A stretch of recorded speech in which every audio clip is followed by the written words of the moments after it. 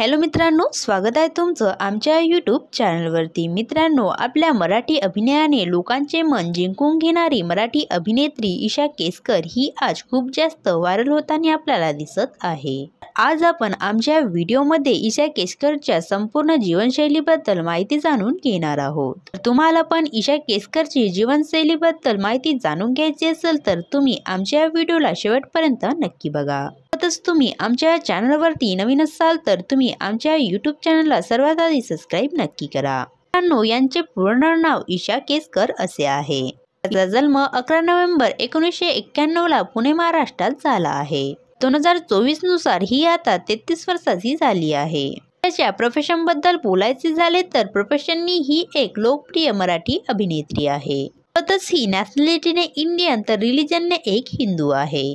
बोलायचे झाले ईशा केसकरच्या शिक्षणाबद्दल तर ईशाने आपले शालेय शिक्षण पुण्यातील सिंहगड या शाळेतून पूर्ण केले आहे।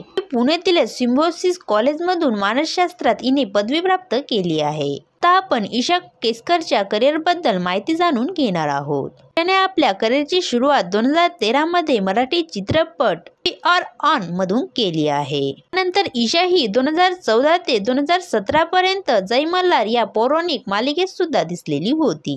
मालिकेमध्ये ईशाने आपली बानूची मुख्य भूमिका बजावली होती। तेव्हा ईशाच्या या भूमिकेला खूप लोकांनी पसंत पण केले होते।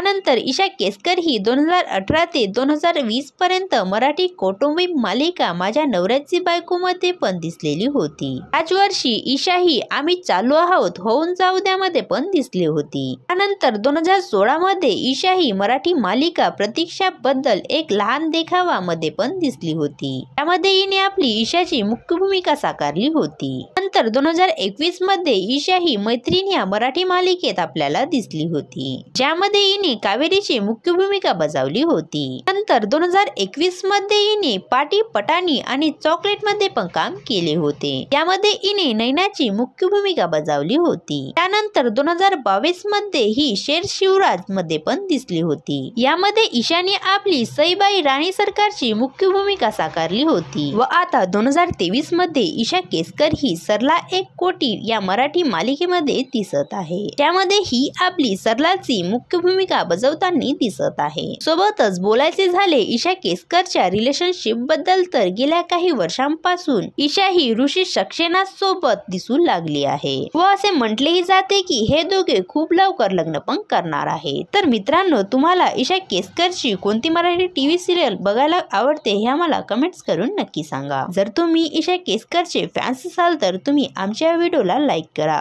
व अशाच नवनवीन मराठी बायोग्राफी जाणून घेण्यासाठी आमच्या यूट्यूब चॅनलला सर्वात आधी सबस्क्राइब करा। धन्यवाद।